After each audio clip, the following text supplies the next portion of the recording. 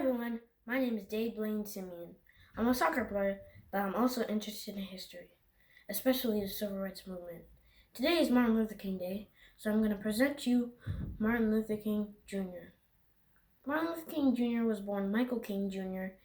on January 15, 1929 in Atlanta, Georgia. His father and his grandfather were both pastors in the Ebenezer Baptist Church. In 1934, Martin Luther King's father went to Germany to learn about a man called Martin Luther. He was so amazed at the journey, so he named himself Martin Luther King and his son Martin Luther King. In 1944, when Martin Luther King was just 15 years old, he graduated from college, but he still wanted to keep his education going. So in 1948, he attended Crozer Seminary in Philadelphia, Pennsylvania. In 1952, when he graduated, he learned about a man called Mahatma Gandhi, who helped India get free from the British rule. When he graduated, he still wanted to keep his education going, so he went to Boston University. There he met his wife called Coretta Scott King. A year after they were married, Martin Luther King wanted to become a pastor, so Montgomery Baptist Church offered him a free trial. After he preached there for the trial, he became the senior pastor of the Montgomery Baptist Church. In 1955, a woman named Rosa Parks got arrested for saying no to a peach person who wanted her to get out of the seat. That led to a year-long bus boycott from 1955 to 1956.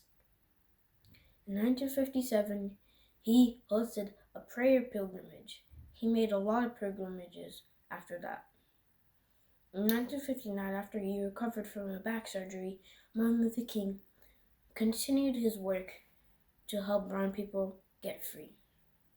In 1963, the children were treated really badly from Peach Police. That led to a 1963 Children's Crusade. Martin Luther King was the boss of that. On August 28, 1963, Martin Luther King made his I Have a Dream speech in Washington, D.C.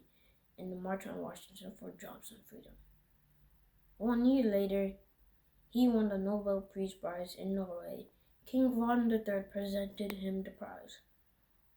Months later, Lyndon B. Johnson signed the Civil Rights Act of 1964. A year later, in 1965, Martin Luther King organized a Selma to Montgomery march. It took days to complete it. On the first day, Martin Luther King and his marchers didn't get past the police. On the second day, they didn't get past the bridge. On the third day, they didn't get past the river.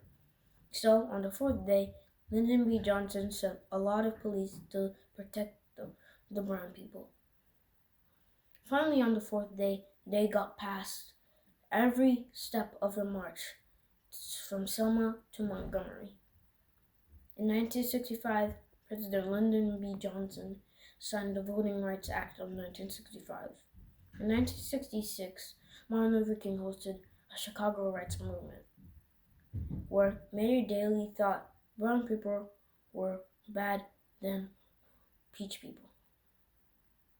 In 1967, Martin Luther King delivered his blueprint speech, which said, "Your blueprint, your vision should be when brown people get their rights." In 1968, he went to Memphis, Tennessee. When the march went wrong, he traveled back to Atlanta, and on April 3, 1968, he went back to Memphis, Tennessee. There, he made his last speech. He talked about his own death, and a day later, that evening, he died. A man named James Earl Ray shot him.